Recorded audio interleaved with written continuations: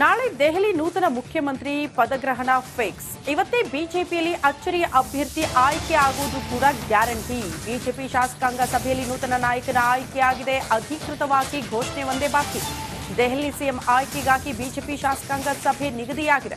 ನಾಳೆ ಬೆಳಗ್ಗೆ 11 ಗಂಟೆಗೆ ದೆಹಲಿ ಸಿಎಂ ಪ್ರಮಾಣ ವಚನ ಸ್ವೀಕಾರ ಸಮಾರಂಭ ನಡೆಯುತ್ತೆ. ಸಿಎಂ ಪ್ರಮಾಣ ವಚನ ಸ್ವೀಕಾರಕ್ಕೆ ಸಮಯ, ದಿನಾಂಕ ಎಲ್ಲವೂ ಕೂಡ ನಿಗದಿಯಾಗಿದೆ. ಆದರೆ ಆ ಮುಹೂರ್ತದಲ್ಲಿ ಯಾರು ಸಿಎಂ ಆಗಿ ಪ್ರಮಾಣ ವಚನ ಸ್ವೀಕಾರ ಮಾಡ್ತಾರೆ ಅನ್ನೋದೇ ಸದ್ಯ ಇರುವಂತಹ ಕುತೂಹಲ. 2-3 ಹೆಸರು ರೇಸಲ್ ಇದ್ರೂ ಕೂಡ ಅದನ್ನ ಹೊರತುಪಡಿಸಿ ಅಚ್ಚರಿಯ ಅಭ್ಯರ್ಥಿ ಏನಾದ್ರೂ ಘೋಷಣೆ ಆಗಬಹುದಾ ಬಿಜೆಪಿ ಪಾಳಿಯದಂತ.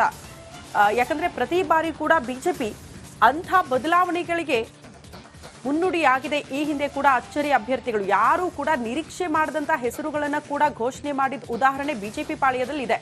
ಹಾಗಾಗಿ ದೆಹಲಿ ಮಟ್ಟಿಗೂ ಕೂಡ ಅಚ್ಚರಿಯ ಅಭ್ಯರ್ಥಿನ ಅಥವಾ ಮಾಜಿ ಸಂಸದ, ಮಾಜಿ ಮುಖ್ಯಮಂತ್ರಿಯ ಮಗ ಪರ್ವೇಶ್ ಅವರ ಹೆಸರೇನು ರೇಸಲ್ ಕೇಳಿ ಬರ್ತಾ ಇದೆ.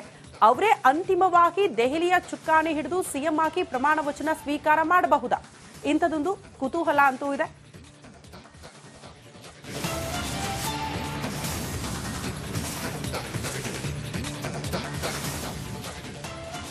ನಾಳೆ ದೆಹಲಿ ನೂತನ ಮುಖ್ಯಮಂತ್ರಿ ಪದಗ್ರಹಣ ಫಿಕ್ಸ್. ಇವತ್ತೇ ಬಿಜೆಪಿಯಲ್ಲಿ ಅಚ್ಚರಿಯ ಅಭ್ಯರ್ಥಿ ಆಯ್ಕೆ ಆಗುವುದು ಕೂಡ ಗ್ಯಾರಂಟಿ. ಬಿಜೆಪಿ ಶಾಸಕಾಂಗ ಸಭೆಯಲ್ಲಿ ನೂತನ ನಾಯಕನ ಆಯ್ಕೆಯಾಗಿದೆ. ಅಧಿಕೃತವಾಗಿ ಘೋಷಣೆ ಒಂದೇ ಬಾಕಿ.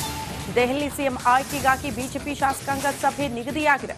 ನಾಳೆ ಬೆಳಗ್ಗೆ 11 ಗಂಟೆಗೆ ದೆಹಲಿ ಸಿಎಂ ಪ್ರಮಾಣ ವಚನ ಸ್ವೀಕಾರ ಸಮಾರಂಭ ನಡೆಯುತ್ತೆ. ಸಿಎಂ ಪ್ರಮಾಣ ವಚನ ಸ್ವೀಕಾರಕ್ಕೆ ಸಮಯ, ದಿನಾಂಕ ಎಲ್ಲವೂ ಕೂಡ ನಿಗದಿಯಾಗಿದೆ. ಆದರೆ ಆ ಮುಹೂರ್ತದಲ್ಲಿ ಯಾರು ಸಿಎಂ ಆಗಿ ಪ್ರಮಾಣ ವಚನ ಸ್ವೀಕಾರ ಮಾಡ್ತಾರೆ ಅನ್ನೋದೇ ಸದ್ಯ ಇರುವಂತಹ ಕುತೂಹಲ. 2-3 ಹೆಸರು ರೇಸಲ್ ಇದ್ರೂ ಕೂಡ ಅದನ್ನ ಹೊರತುಪಡಿಸಿ ಅಚ್ಚರಿಯ ಅಭ್ಯರ್ಥಿ ಏನಾದ್ರೂ ಘೋಷಣೆ ಆಗಬಹುದಾ ಬಿಜೆಪಿ ಪಾಳಿಯದಂತ. ಯಾಕಂದ್ರೆ ಪ್ರತಿ ಬಾರಿ ಕೂಡ ಬಿಜೆಪಿ ಅಂಥ ಬದಲಾವಣೆಗಳಿಗೆ ಮುನ್ನುಡಿಯಾಗಿದೆ. ಈ ಹಿಂದೆ ಕೂಡ ಅಚ್ಚರಿ ಅಭ್ಯರ್ಥಿಗಳು ಯಾರು ಕೂಡ ನಿರೀಕ್ಷೆ ಮಾಡದಂತ ಹೆಸರುಗಳನ್ನ ಕೂಡ ಘೋಷಣೆ ಮಾಡಿದ ಉದಾಹರಣೆ ಬಿಜೆಪಿ ಪಾಳಿಯದಲ್ಲಿ ಇದೆ. ಹಾಗಾಗಿ ದೆಹಲಿ ಮಟ್ಟಿಗೂ ಕೂಡ ಅಚ್ಚರಿಯ ಅಭ್ಯರ್ಥಿನ ಅಥವಾ ಮಾಜಿ ಸಂಸದ, ಮಾಜಿ ಮುಖ್ಯಮಂತ್ರಿಯ ಮಗ ಪರ್ವೇಶ್ ಅವರ ಹೆಸರೇನು ರೇಸಲ್ ಕೇಳಿ ಬರ್ತಾ ಇದೆ. ಅವರೇ ಅಂತಿಮವಾಗಿ ದೆಹಲಿಯ ಚುಕ್ಕಾಣಿ ಹಿಡಿದು ಸಿಎಂ ಆಗಿ ಪ್ರಮಾಣ ವಚನ ಸ್ವೀಕಾರ ಮಾಡಬಹುದಾ? ಇಂಥದೊಂದು ಕುತೂಹಲ ಅಂತೂ ಇದೆ.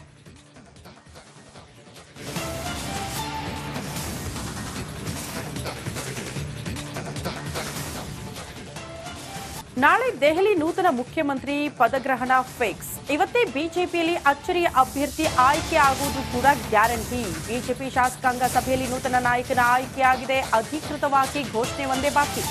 ದೆಹಲಿ ಸಿಎಂ ಆಯ್ಕೆಗಾಗಿ ಬಿಜೆಪಿ ಶಾಸಕಾಂಗ ಸಭೆ ನಿಗದಿಯಾಗಿದೆ. ನಾಳೆ ಬೆಳಗ್ಗೆ 11 ಗಂಟೆಗೆ ದೆಹಲಿ ಸಿಎಂ ಪ್ರಮಾಣ ವಚನ ಸ್ವೀಕಾರ ಸಮಾರಂಭ ನಡೆಯುತ್ತೆ.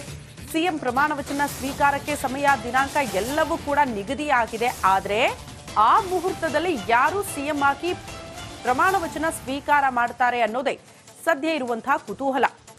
2-3 ಹೆಸರು ರೇಸಲ್ ಇದ್ರೂ ಕೂಡ ಅದನ್ನ ಹೊರತುಪಡಿಸಿ ಅಚ್ಚರಿಯ ಅಭ್ಯರ್ಥಿ ಏನಾದ್ರೂ ಘೋಷಣೆ ಆಗಬಹುದಾ ಬಿಜೆಪಿ ಪಾಳಿಯದಂತ.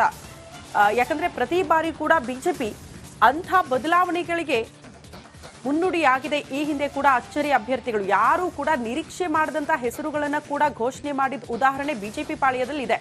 ಹಾಗಾಗಿ ದೆಹಲಿ ಮಟ್ಟಿಗೂ ಕೂಡ ಅಚ್ಚರಿಯ ಅಭ್ಯರ್ಥಿನ ಅಥವಾ ಮಾಜಿ ಸಂಸದ, ಮಾಜಿ ಮುಖ್ಯಮಂತ್ರಿಯ ಮಗ ಪರ್ವೇಶ್ ಅವರ ಹೆಸರೇನು ರೇಸಲ್ ಕೇಳಿ ಬರ್ತಾ ಇದೆ. ಅವರೇ ಅಂತಿಮವಾಗಿ ದೆಹಲಿಯ ಚುಕ್ಕಾಣಿ ಹಿಡಿದು ಸಿಎಂ ಆಗಿ ಪ್ರಮಾಣ ವಚನ ಸ್ವೀಕಾರ ಮಾಡಬಹುದಾ? ಇಂಥದೊಂದು ಕುತೂಹಲ ಅಂತೂ ಇದೆ.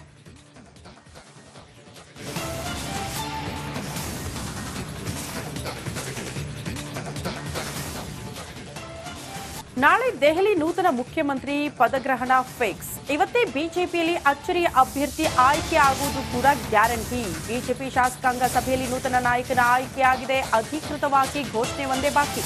ದೆಹಲಿ ಸಿಎಂ ಆಯ್ಕೆಗಾಗಿ ಬಿಜೆಪಿ ಶಾಸಕಾಂಗ ಸಭೆ ನಿಗದಿಯಾಗಿದೆ. ನಾಳೆ ಬೆಳಗ್ಗೆ 11 ಗಂಟೆಗೆ ದೆಹಲಿ ಸಿಎಂ ಪ್ರಮಾಣ ವಚನ ಸ್ವೀಕಾರ ಸಮಾರಂಭ ನಡೆಯುತ್ತೆ. ಸಿಎಂ ಪ್ರಮಾಣ ವಚನ ಸ್ವೀಕಾರಕ್ಕೆ ಸಮಯ, ದಿನಾಂಕ ಎಲ್ಲವೂ ಕೂಡ ನಿಗದಿಯಾಗಿದೆ. ಆದರೆ ಆ ಮುಹೂರ್ತದಲ್ಲಿ ಯಾರು ಸಿಎಂ ಆಗಿ ಪ್ರಮಾಣ ವಚನ ಸ್ವೀಕಾರ ಮಾಡ್ತಾರೆ ಅನ್ನೋದೇ ಸದ್ಯ ಇರುವಂತಹ ಕುತೂಹಲ. 2-3 ಹೆಸರು ರೇಸಲ್ ಇದ್ರೂ ಕೂಡ ಅದನ್ನ ಹೊರತುಪಡಿಸಿ ಅಚ್ಚರಿಯ ಅಭ್ಯರ್ಥಿ ಏನಾದ್ರೂ ಘೋಷಣೆ ಆಗಬಹುದಾ ಬಿಜೆಪಿ ಪಾಳಿಯದಂತ. ಯಾಕಂದ್ರೆ ಪ್ರತಿ ಬಾರಿ ಕೂಡ ಬಿಜೆಪಿ ಅಂಥ ಬದಲಾವಣೆಗಳಿಗೆ ಮುನ್ನುಡಿಯಾಗಿದೆ. ಈ ಹಿಂದೆ ಕೂಡ ಅಚ್ಚರಿ ಅಭ್ಯರ್ಥಿಗಳು ಯಾರೂ ಕೂಡ ನಿರೀಕ್ಷೆ ಮಾಡದಂತ ಹೆಸರುಗಳನ್ನ ಕೂಡ ಘೋಷಣೆ ಮಾಡಿದ ಉದಾಹರಣೆ ಬಿಜೆಪಿ ಪಾಳ್ಯದಲ್ಲಿ ಇದೆ. ಹಾಗಾಗಿ ದೆಹಲಿ ಮಟ್ಟಿಗೂ ಕೂಡ ಅಚ್ಚರಿಯ ಅಭ್ಯರ್ಥಿನ ಅಥವಾ ಮಾಜಿ ಸಂಸದ, ಮಾಜಿ ಮುಖ್ಯಮಂತ್ರಿಯ ಮಗ ಪರ್ವೇಶ್ ಅವರ ಹೆಸರೇನು ರೇಸಲ್ಲಿ ಕೇಳಿ ಬರ್ತಾ ಇದೆ. ಅವರೇ ಅಂತಿಮವಾಗಿ ದೆಹಲಿಯ ಚುಕ್ಕಾಣಿ ಹಿಡಿದು ಸಿಎಂ ಆಗಿ ಪ್ರಮಾಣ ವಚನ ಸ್ವೀಕಾರ ಮಾಡಬಹುದಾ? ಇಂಥದೊಂದು ಕುತೂಹಲ ಅಂತೂ ಇದೆ.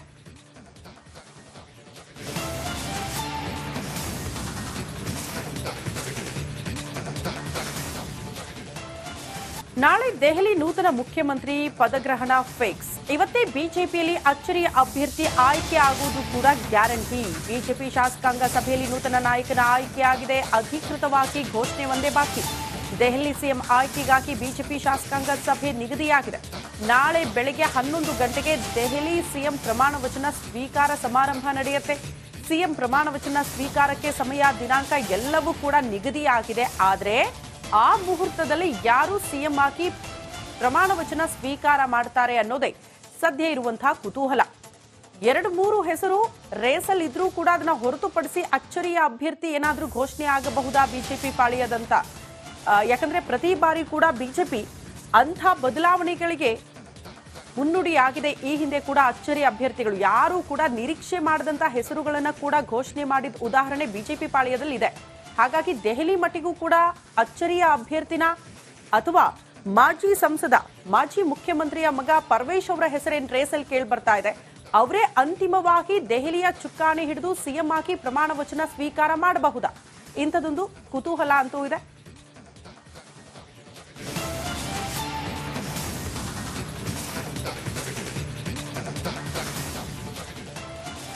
ಶಾಲಾ ಮಕ್ಕಳಿಗೆ ನೀಡ್ತಾ ಇದ್ದ ಚಿಕ್ಕಿಯನ್ನ ಸ್ಥಗಿತಗೊಳಿಸಲಾಗಿದೆ. 2 ಕಾರಣ ಕೊಟ್ಟು ಚಿಕ್ಕಿ ವಿತರಣೆಯನ್ನ ನಿಲ್ಲಿಸಿದೆ. ಸರ್ಕಾರದ ಈ ನಡೆಗೆ ಬಿಜೆಪಿ ಈಗ ಕೆಂಡ ಕಾರಿದೆ. ಈ ಕುರಿತ ಒಂದು ರಿಪೋರ್ಟ್ ಇಲ್ಲಿದೆ ನೋಡಿ.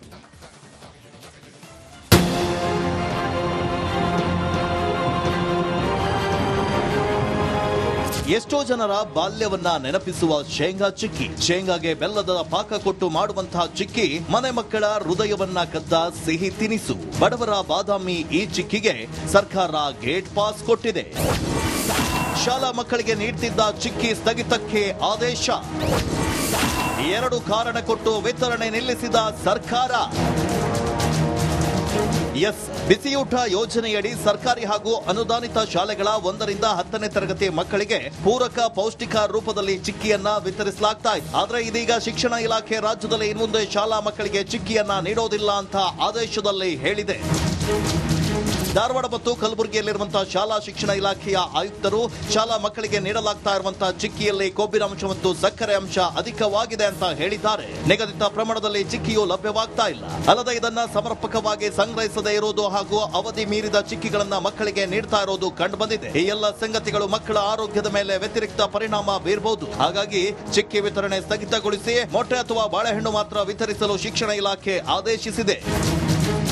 ಮೊಟ್ಟೆ ಅಥವಾ ಬಾಳೆಹಣ್ಣನ್ನು ಮಾತ್ರ ವಿತರಿಸಲು ಪ್ರತ್ಯೇಕವಾದ ಮಾರ್ಗಸೂಚಿಯನ್ನ ಹೊರಡಿಸುವಂತೆ ಶಾಲಾ ಶಿಕ್ಷಣ ಮತ್ತು ಸಾಕ್ಷರತಾ ಇಲಾಖೆಯ ಆಯುಕ್ತರಿಗೆ ಸೂಚನೆ ನೀಡಿದೆ. ಈ ನಡುವೆ ಪರಿಷತ್ ವಿಪಕ್ಷ ನಾಯಕ ಛಲವಾದಿ ನಾರಾಯಣಸ್ವಾಮಿ ಆಕ್ರೋಶವನ್ನ ಹೊರಹಾಕಿದ್ದಾರೆ. ಈಗ ನೋಡ್ತೀವಿ ಏನೋ ಪಾಪ ಮಕ್ಕಳಿಗೆ ಕೊಡ್ತಾ ಇದ್ದ ಆ ಚಿಕ್ಕಿ ಎಲ್ಲಕ್ಕೂ ಚುಕ್ಕಿ ಇಟ್ಟಾಯ್ತು. ಈ ಚಿಕ್ಕಿಗೂ ಇವಾಗ ಚುಕ್ಕಿ ಇಟ್ಟಾಗೋಯ್ತು. ಇನ್ನೇನು ಉಳಿಸಿದ್ದಾರೆ ಇವರು?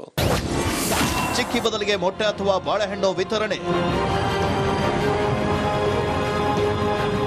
ಇನ್ನು ಮಧ್ಯಾಹ್ನ ಊಟ ಯೋಜನೆಯಡಿ ಶಾಲೆಯ ಮಕ್ಕಳಿಗೆ ಚಿಕ್ಕಿಯ ಬದಲಾಗಿ ಮೊಟ್ಟೆ ಅಥವಾ ಬಾಳೆಹಣ್ಣುಗಳನ್ನು ನೀಡಬೇಕೆಂದು ಇಲಾಖೆ ಆದೇಶಿಸಿದೆ. 2021ರಲ್ಲಿ ಮಧ್ಯಾಹ್ನ ಬಿಸಿಯೂಟ ಯೋಜನೆಯಡಿ ಮಕ್ಕಳಿಗೆ ಪರ್ಯಾಯವಾಗಿ ಬಾಳೆಹಣ್ಣಿನ ಬದಲಿಗೆ ಚಿಕ್ಕಿ ನೀಡಲು ಆರಂಭಿಸಲಾಗಿತ್ತು. ಮೊಟ್ಟೆ ದಿನದ ಶಾಲಾ ಮಕ್ಕಳಿಗಾಗಿ ಈ ಕ್ರಮ ಕೈಗೊಳ್ಳಲಾಗಿತ್ತು. ಆದರೆ ಇದೀಗ ಸರ್ಕಾರ ಮಕ್ಕಳ ಅಚ್ಚುಮೆಚ್ಚಿನ ಚಿಕ್ಕಿಯನ್ನ ಕೈಬಿಟ್ಟಿರೋದು ಬೇಸರವನ್ನ ತರಿಸಿದೆ. Bureau report, republic Kannada.